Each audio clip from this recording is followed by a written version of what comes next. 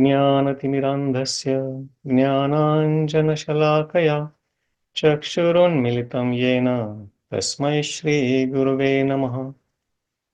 नमो विष्णुपादाय कृष्णप्रेष्ठाय भूतले श्रीमते भक्तिवेदान्त स्वामिनिति नामिने। नमस्ते सरस्वते देवे गौरवाणी प्रचारिणे निर्विशेष शून्यवादी पाश्चात्यदेशतारिणे। वाञ्छाकल्पतरुभ्यश्च कृपा सिन्धुभ्य एव च पतितानां पावनेभ्यो वैष्णवेभ्यो नमो नमः। जय श्री कृष्ण चैतन्य प्रभु नित्यानंद श्री अद्वैत गदाधर श्रीवासादि गौर भक्त वृंद। हरे कृष्णा कृष्ण कृष्ण हरे हरे, हरे राम राम राम हरे हरे। मूकं करोति वाचालं पंगुं लंघयते गिरिं यत्कृपातमहं वन्दे श्रीगुरुं दीनतारिणं परमानन्दमाधवम्। Hare Krishna, dear devotees. So we are continuing to study our verses from Sri Brahma Samhita. So let me share my screen. And last week we read about how Brahmaji meditated on Krishna after he heard the word tapa in this universe when he was created on the lotus flower, on the top of the lotus flower when he was born, which sprouted from the navel of Garbhodakashayi Vishnu. And then the way he meditated, there is some glorification of the Krishna, who he is, that he is referred here as Shveta Dvipapatim. And then it is also mentioned that Brahmaji meditated on the object of meditation of Maya Devi.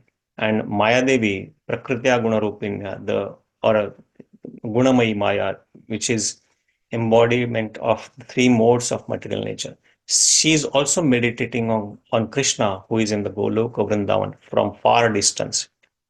And then towards the end, what we saw that how he meditated. So he meditated on Krishna, who was sitting on the throne on the world of the lotus, and there he was playing his transcendental flute, Venum Vadayantam Mukhābjāni.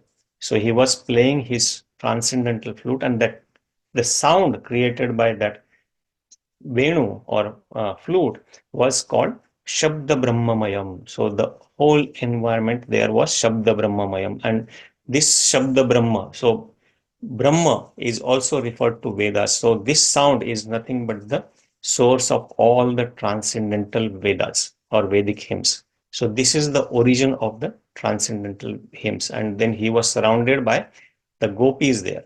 So in continuing to the next verse, text number 27. So we'll read the verse and try to study it phrase by phrase.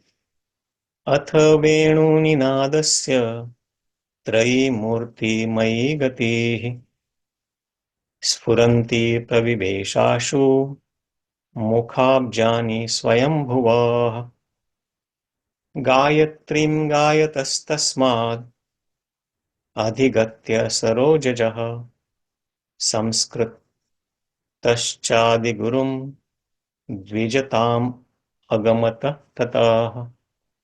So here, the continuation of his meditation, the Lord he's meditating on, he saw he was playing Venu or the flute.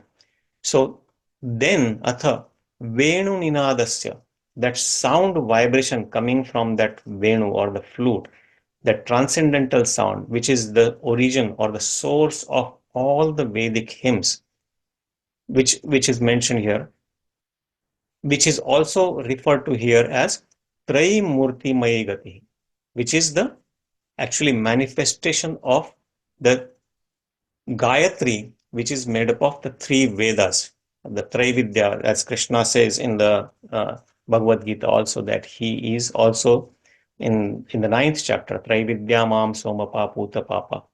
So the people who, the persons who want to attain Swarga, so they study the 3 Vedas. Or in the earlier verse also he mentions that Pita ahamasya jagato mata dhata pitamaha vedyam pavitram onkara rik sama yajurevacha. That I am the father, mother and sustainer of this whole creation. But in the end he says that I am also pavitra om, or the sound vibration, omkar, and I am also Rigveda, Samaveda and Yajurveda. So here that is mentioned trayī-mūrti-mayī. So this sound vibration, the transcendental sound that is coming from that Venu of Krishna, who is in the Goloka Vrindavan, that is the actual origin of the Vedic hymns, and which is in which form it is manifested as the Gāyatrī mantra, the Gāyatrī. So which is the source of the Gāyatrī, which is the means of the Gāyatrī. And then further it says, sphurantī praviveśāśu, that when it is manifested, that the sound as Gāyatrī that is manifested, it praviveśāśu, it entered soon. Ashu means very soon, or immediately. When Lord Brahma is meditating on that Krishna and he is meditating on that sound vibration in the form of Gāyatrī, as manifestation of Gāyatrī mantra, entered where? Mukhābjāni svayambhuvaḥ. So it entered in the mouth through his ear holes. So how many ear holes Brahma has? Brahma has 4 heads. So through his 8 ear holes, that sound vibration, the Gāyatrī mantra, entered in him, and he is thus actually initiated by Lord Krishna through that Gāyatrī. And what happens when that sound vibration, because in the spiritual world, or because Krishna is absolute, the sound vibration or everything that is related to him spiritually is non-different than Krishna himself. So that sound vibration that is coming from his Venu is also same as Krishna. And as just like we mentioned that the instruction of Krishna is also Krishna in the form of Bhagavad Gita, or Śrīmad Bhagavatam, which is instruction about Krishna, is none other than Krishna. The same thing as Hare Krishna Mahamantra is also same as Krishna. And one can understand this when he advances in his spiritual level, or when he understands, when he spiritually realized, when he self-realized, then he can see that Krishna and his paraphernalia or everything related to him is non-different. As in the Bhagavatam also it is said that pravishta karnarandrena swanam bhavasaroruham dhunoti shamalam Krishna salilasya yathasharat. That when the sound vibration, that is Krishna himself, and in the Bhagavatam it is, Prabhupada refers to it as the Bhagavatam, in the form of Bhagavatam, when it enters through the ear holes of a person, what does it do? It has an effect. It enters through the ear holes. Pravishta karnarendrena swanam bhavasaroruham. It touches the saroruha, the lotus of our heart, where Krishna himself is sitting in the form of Paramatma. And what does it do? Then Krishna himself, dhunoti samalam. So all the accumulated mal, or the calamities or the impurities what we have accumulated for unlimited lifetimes, Krishna himself cleanses those. Dhunoti samalam Krishna. So immediately, as soon as it enters, it starts having that effect on the heart of the hearer or the listener. Salilasya yathasharat. And in the comparison, it is compared to the rainfall, salilasya, water that rains after the Varsha Rutu, after the rainy season, when there is a muddy water everywhere. The Sharat Rutu, when the rain falls, it cleanses all that muddy water and it clears all the roads and other stuff, the earth here. So Salilasya Yatha Sharad, just like in Sharad Rutu, or the season of Sharad, that rain that comes after Varsha, it cleanses all the muddy nature on the earth. In the same way, Krishna himself, when he enters through the sound vibration, cleanses our heart. Cheto darpana marjanam. That's the purpose what we have when we are chanting and hearing the Hare Krishna Maha Mantra also. So that Gayatri, when that entered praviveśāśu in the ear holes of the Brahmaji, and Gayatrīṁ gāyatas tasmād adhigatya sarojajaḥ. So through that Gayatri, then that which is tasmād, means by Krishna himself, he entered in the ears of Brahmaji and he initiated him. That's what next says, saṁskṛtaś cādi-guruṇā. So that he is the one who initiated adhigatya sarojajaḥ. He received from Krishna himself. And who is sarojajaḥ? Saroja means flower. In this case, the lotus flower. Ja means one who is born. So on the top of flower, Brahmaji is born. So sarojajaḥ here is Brahmaji. So Gayatri, so thus he received Gayatri or the Gayatri mantra from Krishna, from tasmād. So here tasmād is referring to Krishna himself, on whom Brahmaji is meditating. So in the form of that sound vibration coming from the flute of Brahmaji in the Goloka, from Krishna, who is playing this flute, Brahmaji received this Gayatri. And adhigatya, he received this sarojajaḥ, Brahmaji, saṁskṛtaś cādi-guruṇā dvijatām agamat tataḥ. So samskara, he gets samskara. So in the Vedic culture, there are different number of samskaras as per the culture we follow, but sometimes it is called 16 samskaras that everybody is initiated and without samskara one cannot become dvija. So as the famous verse that Prabhupada quotes several times, Janmana jayate shudra samskarad bhaved dvija. Only by the process of samskara one can become dvija, and particularly the upanayana samskara. So from the birth itself in Vedic culture, a living entity, or even before the birth actually, samskara starts on a living entity, beginning from the garbhadhana samskara, then jata karma, and then different samskaras follow. But the upanayana samskara, where he gets initiated by a guru through Gayatri mantra, that samskara is considered as very, very important, and that is when he is considered as twice born or dvija. So the purpose of upanayana samskara, upa means close and nayana means to take. Nayati is the word. So nayana means to take. So taking close. So father and mother, actually parents, take the living entity or their child near to Guru.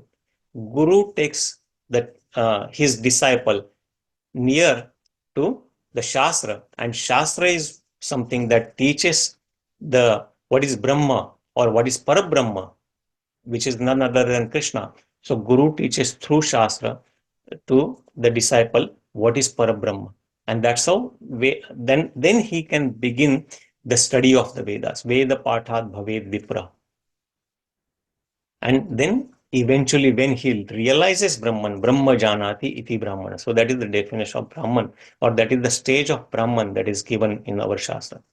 So that is dvijatām. So Brahmaji here he attained the status of dvija when he received that Gayatri from Krishna himself. So, and who is his guru? Saṁskṛtaś. He is initiated, or through the samskara, cha adi-guruṇā. So Krishna here is referred as Adi-Guru. He is the original Guru. He is the original spiritual master. He is the source of all the spiritual masters. So the Guru Tattva, which is referred as Baladeva, is Guru Tattva. His origin is also Krishna. So that's why Krishna is the Parama Guru. And he himself initiated Brahmaji, and then he attained the dvijatām agamat tataḥ. Thereafter, he attained the status of dvija. So that's what this verse is saying, how Brahmaji is initiated through Krishna, and he got this position, status of Dvija. So let's read the translation. Then Gāyatrī, mother of the Vedas, being made manifest, that is imparted by the divine sound of the flute of Śrī Kṛṣṇa, entered into the mouth of Brahma, born from himself through his 8 ear holes. So he is called svayambhuvaḥ. So svayambhuvaḥ, he is born from himself because he's directly born from Krishna on the lotus flower. So he doesn't have a mother and father. That's why he's referred as svayambhuvaḥ. And his sarojajaḥ, the lotus-born. So the lotus-born Brahma, having received the Gāyatrī, sprung from the flute-song of Krishna, attained the status of twice-born, dvija, having been initiated by the supreme primal preceptor, Godhead Himself. He is the Adi-Guru. So Adi-Guru Śrī Kṛṣṇa himself initiated him. And then he is the one.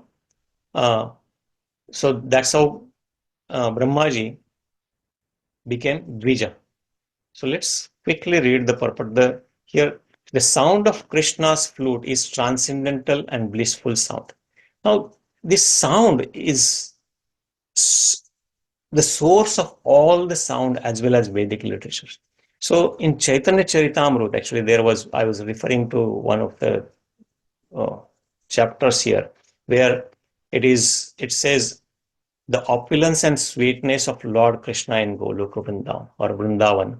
And so here, this is very beautiful chapter, and it describes about all the Vaikuntha planets, their spiritual glories, and eventually it takes us to the Goloka Vrindavan, and then it describes the different pastimes of Krishna in Goloka. So there, the sound vibration of Venu is mentioned, and then what effect does it have? So it describes here verse number 108. This is Chaitanya Charitamrita Madhya Lila, 21st chapter, text 108. So Nija sama sakha sange gogana charane range Vrindavani swachanda vihara. So Krishna is doing vihara with his friends who are almost equal to him. And then Yara Venu Dhvani Shuni. So his Venu Dhvani, the sound vibration of the flute of Krishna, what is happening there, the effect of that Venu is Sthavara Jangama Prani, Pulak Kampa Ashru Vahedhar.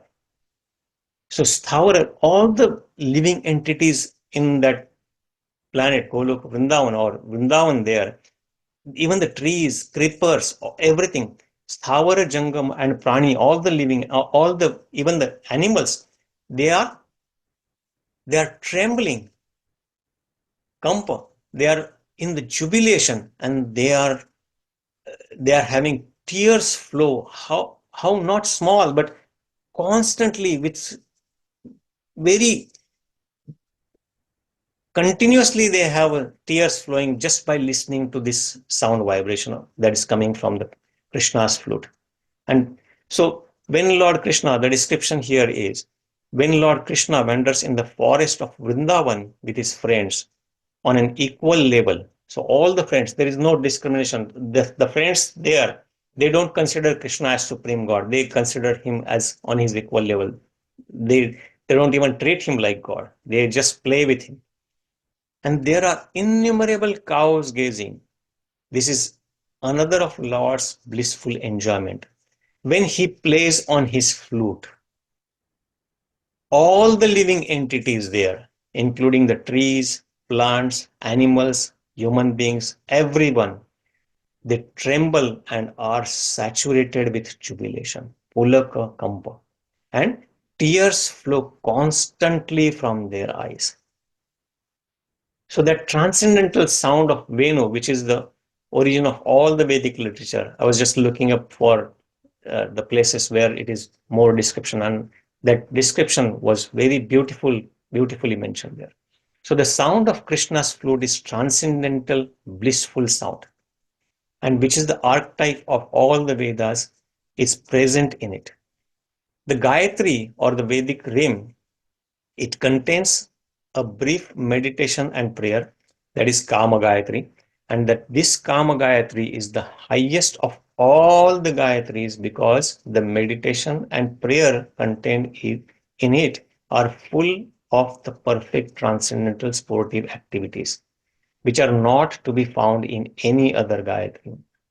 So we are, in past few sessions, we have learned about Gayatri mantras. So Kama Gayatri, which is in the pervert in spiritual world, that Gayatri mantra is attainment of Krishna's transcendental love. But that same Gayatri in the mundane world is chanted by some people to attain some material gain. And that is still okay. Last time, I think we read in the purport that because Krishna is the Parama Purusha, Srila Bhakti Siddhanta Saraswati Thakur referred to the verse from Bhagavatam, Akamo Sarva Kamo Va Moksha Kama Udariri. Tivrena Bhakti Yogena Yajeta Purusham Param. That even if somebody does not have desire, or somebody has all the material desires, or somebody has a moksha desire of liberation, a person who is Udaradi, who is intelligent, he should always worship Parama Purush Krishna. And that Gayatri mantra referred here is Klim Kamadevaya Vidmahe Pushpa Banaya Dhimahi Tanno Ananga Prachodayat. Now in this Gayatri, now the transcendental pastimes of Gopijana Vallabha, after perfect meditation and prayer of attendant are indicated. So here Kamadeva, so Krishna is here Kamadeva. Kama is somebody who is attracts, and what is he doing? Pushpa Banaya. So the Cupid in the material world, he is attracting everyone through the arrows of flowers. So in the same manner, Krishna is attracting everyone by the flowers of the arrows of flowers. Pushpa Banaya Dhimai, Tanno Ananga Prachodayat. And then as soon as this Gayatri entered the ear holes of Brahma, he became twice born. He became Dvija and began to chant Gayatri. So whoever received this Gayatri, he became Dvija, who from the authoritative source, from the spiritual, that is considered as his second or spiritual birth. So that's what it is generally mentioned here. So we'll quickly go to the next verse. So what happened next? So trayā prabuddho tha vidhir vijñāta-tattva-sāgaraḥ tuṣṭāva veda-sāreṇa stotre-nānena keshavam. So trayā prabuddho.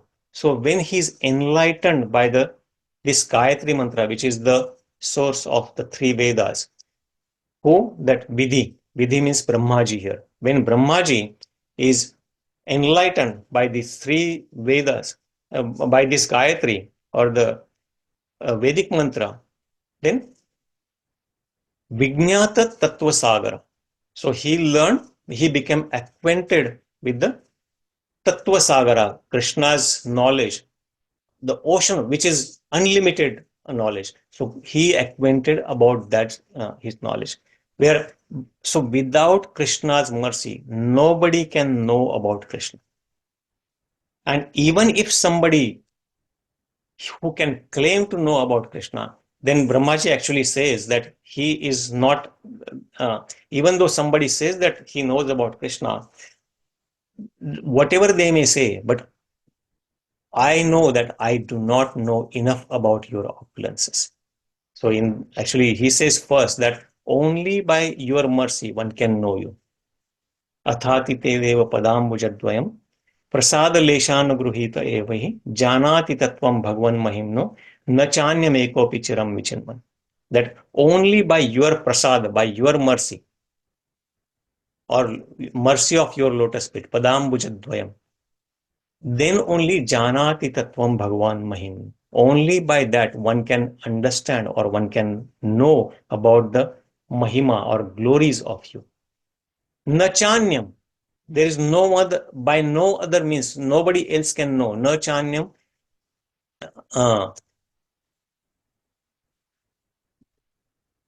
Ekopi chiram vichinvan.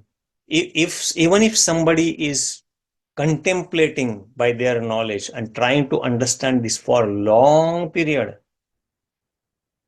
they will not know your glories. Only by your mercy one can. And even after this, Brahmaji then in the 14th chapter of Brahma Samhita, not Brahma Samhita, Srimad Bhagavatam, 10th canto, when he's offering prayers, he says that Jananta eva janantu kim bahukyam name prabho manaso vapuso vacho vaibhavam tava gochara. That kim bahuktya name prabho, the others may say that they know about you completely, but even I know that your opulence cannot be understood by me, even by my, it is beyond the limits of my manaso, vacho, and vapuso. It is beyond the limits of my mind, body, and intelligence. So I cannot understand you. So that's Brahmaji here. He learned about tattva-sāgaraḥ of Krishna. So whatever he learned, it was given, he learned by the mercy of Krishna when he was enlightened by this Gāyatrī mantra. And then what did Brahmaji do? Tushtava veda-sāreṇa. So he then offered worship or offered prayers. He worshipped Krishna. Or why do tushtava? Tushta means to satisfy. So he satisfied by worshipping Krishna. Whom? Veda-sāreṇa. Who is the Sara of the Vedas? Vedaisya sarvair ahamaiva viddu. Krishna. Strotre-nanena keshavam. So the Keshava, how? By stotrena. By the prayers that we are going to start from the next week. So he worshipped Krishna, who tried to satisfy Krishna by offering him prayers. And that is what we refer to, or those verses, those stotras are chanted typically in every temple. And that's what we generally know as Brahma Samhita prayers. So from next verse, then we will start studying about the Brahmaji's prayers. So Tushtava. So the purpose of worship of Brahmaji is also here. What is that? Tushtava veda-sāreṇa keshavam. It is to satisfy Krishna, who is Sar of all the Vedas, who is the essence of all the Vedas. The purpose of the Vedas is to know Krishna. So for him, he's offering prayers to satisfy him. So every activity what we do is actually to be performed for satisfaction of Krishna. Atha pombi dvijashreshta varnashrama vibhagasha swanushthitasya dharmasya samsiddhi haritoshanam. That's what in the Brahma Samhita, 2nd chapter, 1st canto, it is said that even after situated in our own position, irrespective of varnashrama dharma, swanushthitasya dharmasya, our activity should be only for haritoshanam, for satisfaction of Krishna only. And that's what Brahmaji is also teaching us, that he is offering prayers to tushtava, for satisfaction, for worshipping Krishna himself. So let's read the translation.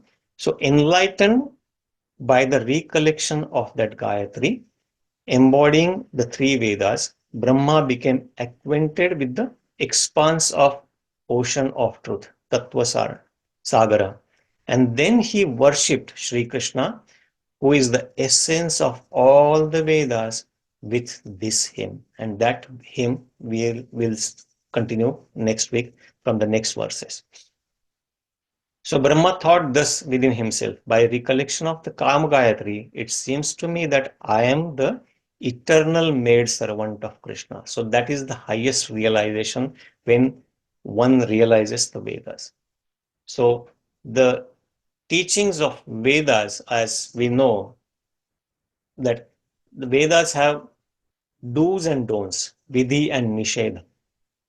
And the purpose of all the Vedic literature, or the essence of all the Vedic literature, to remember Krishna always. Smartavyam satatam Vishnu, visvartavyam na jatuchat. So Sarva vidhi nishedastyo etayoreva kinkara. So sarva vidhi and nisheda. Vidhi means all the rules and regulations and all the don'ts, nishiddha, something that is not to be done, are the subservient kinkaram of this teaching. What is that? Smartavyam satatam Vishnu. So all the rules and regulations, what can we do? We should do only always remembering Vishnu, always remembering Krishna. And what is nishedha? Nishedha is we should never forget Krishna. And so the teachings of all the Vedas is that we are made servant of Krishna and we should never forget Krishna. And that's what Brahmaji's realization also was here.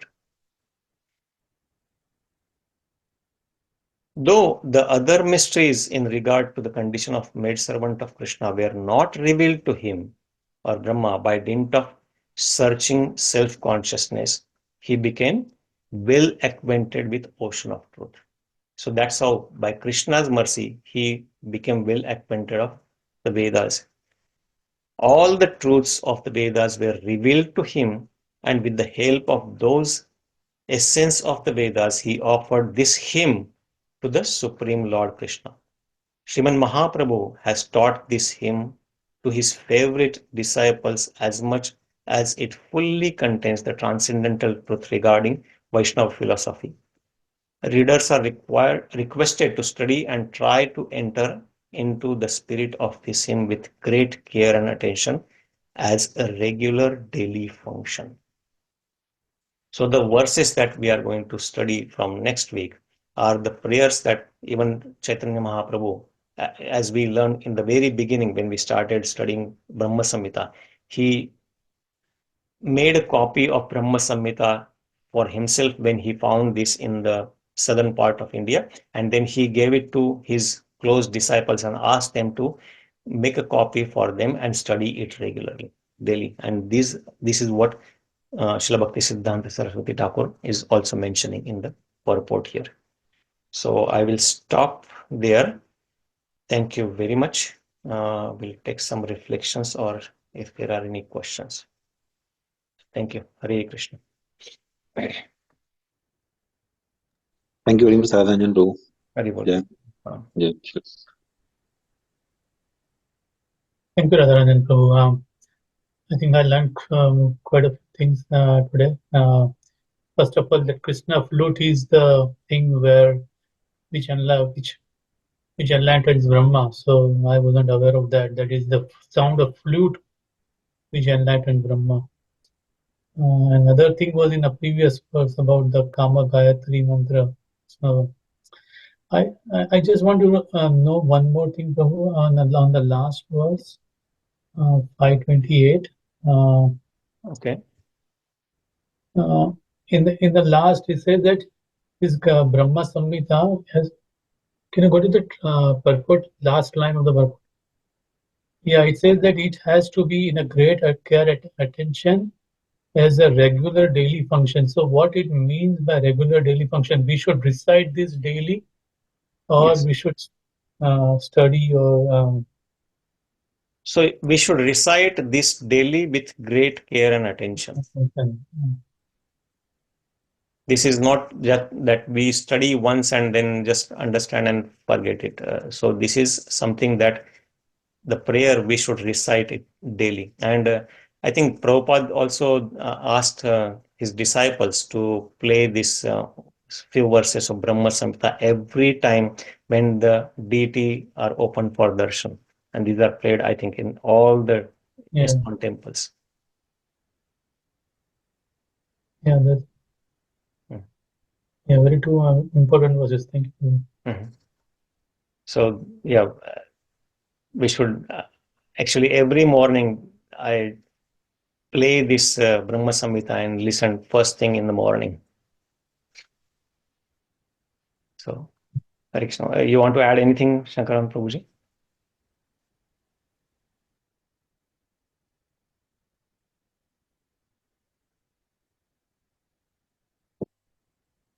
Okay, I guess he's. I have a question from Hare Krishna. Hare Krishna Prabhuji, and was from Chaitanya Prabhupada. Hare Krishna. Thanks for the wonderful session, Prabhuji. In the Brahma Samhita, prayer, there is a line called Venum Vanandam Aravinda Dalaya Daksham. Is that Venum refers to flute, Prabhuji? Yes. Okay, thank you, Prabhuji. Hare So Krishna. that's the meditation that Brahmaji is saying. So when he's offering prayers, he's meditating on the form of Krishna who is holding Venu. Okay, thank you, Prabhuji. And then his eyes are like Arvinda Dala. Arvinda means lotus and lotus petals. So his eyes, Arvinda Dalayata Aksham. So he's kind of glorifying Krishna's form there, Krishna's beauty. Thank you, Mataji. Hare Krishna. Beautiful. Thank you, Prabhuji. Hare Krishna. Hare Krishna, Prabhuji. Hare Krishna, Mataji. Prabhuji, the recitation of this particular shloka, the last one, 5.28, is asked to be done as a daily thing, or is it like for the whole Brahma Samhita? Like, so recitation of Brahmaji's prayers, that starts from the next verse. So the prayers that Brahmaji offered, this starts from here. Chintamani prakarasadmasu kalpa vriksha. So these are the prayers that Brahmaji offered. And so if you see in the end here, Tushtava veda-sāreṇa stotrenānena keshavam. So he offered him prayers that are coming now. So Brahmaji's prayers are going to start after this verse. okay, so 5.29 to which number, Prabhuji? 29 almost, I don't know, remember, I think it is up to 56 or something. Those are Brahmaji's prayers. But let's go. Śrīya Kṛṣṇa Kantas. That's the verse where it stops. Yeah. 56. Yeah. Śrīya Kṛṣṇa. And previous to these verses, that is up till 28, was it a narration by someone of the incident? So, that's what my understanding is. Krishna, first, it is the glorification of Krishna as the Supreme Personality of Godhead. It is that's what is established in the very first verse, Ishvara Parama Krishna. And then it is the description of what is Goloka Vrindavan. Then we learn about Goloka Vrindavan, Shveta Dvepa, then all the surrounding, how it is surrounded by the Dikpalas and the different jewels and different Trishulas and everything. And then there is a description about how the universes are manifested. Universes are created from Mahavishnu. And then there is also a description about the demarcation between spiritual world and the material world by the Viraja river. And in the Viraja river, there is a Karana ocean where Mahavishnu is there. So this is all description until Brahmaji's appearance. And when Brahmaji appeared in last few verses, appearance of Brahmaji on the top of the lotus flower, then he saw that there is nothing but darkness. And then he offered prayers, and then he was initiated by the Gāyatrī that he heard from Krishna. And then he meditated on Krishna. And that's when, so this is just a description. That's what my understanding is about the whole creation and Brahmaji's creation. And is it like someone trying to explain or describe this to someone? Not that here I read anywhere, because typically I understand what you mean, that if this is narrated to someone, but unfortunately this is the only chapter that is available out of hundreds of chapters of Brahma Samhita. So in the beginning, there is no mention of that somebody said something, just like we are used to that Vyasa Uvacha or Arjuna Uvacha, as we read here. Shankaranand Prabhu, do you want to add something? No, Prabhu, sorry, I was distracted. I couldn't hear. What was this regarding? The question Mataji is asking. So now from the next verse, from the 29th verse, Brahmaji is saying or offering his prayers to Krishna. But before this, so the first 28 verses, is somebody saying these verses, or is just the description of the, what do you call, the prequel or the setting the scene kind of thing? So see, this is called Brahma Samhita. It's compilation by Brahma. Okay, so this is compiled by Brahma, but this is part of Vedic literature, so it's actually written down by Vyasadeva. Mhm. But see, even when somebody writes autobiography, right, they may write about themselves, that how they had exchange. So Brahma is actually himself describing how he had meditated on the Lord and got his darshan. Okay. And blessed by Lord, he actually did the work of creation. Mhm. So this is Brahma Samhita, means this work has been written or composed by Brahma. Mhm. Not only the prayers, but the entire work. Thank you, Prabhu. So it is basically he's describing his appearance and all the events before his appearance and then how he offered prayers. Yes. Okay. That's right. Thank you, Prabhuji. Thank you so much, Prabhu. Thank you, Mataji. So does it mean that all the lines starting from Iswara, Parama, Krishna's, there's also a from Brahma, Prabhuji? Yes. Okay, thanks, correction. So from next week, then we will get into the familiar verses that we hear all the time in the prayers. And Yeah, thank you very much, Radhajan, too. Eagerly looking forward to that. yeah, and those are very no, but even until now, Prabhuji, that even though I have read Brahma Samhita a few times earlier, this journey was completely different. I learned so many different things, and there were so many different realizations when I was studying this. Yeah. Thank you so much. Thank you. Thank you so much, Prabhu, for taking the effort. So I think we will stop here then today. So Sure. thank you very much, dear devotees. Sure. Vancha. Panchakritagurupasya kripasindhubhyev cha paditanam pavnebhyo vaishnavebhyo namo namah. Anandakudi Vaishnava. Thank you, Prabhuji, correction. Thank you. Thank you, Prabhuji. Hare Krishna.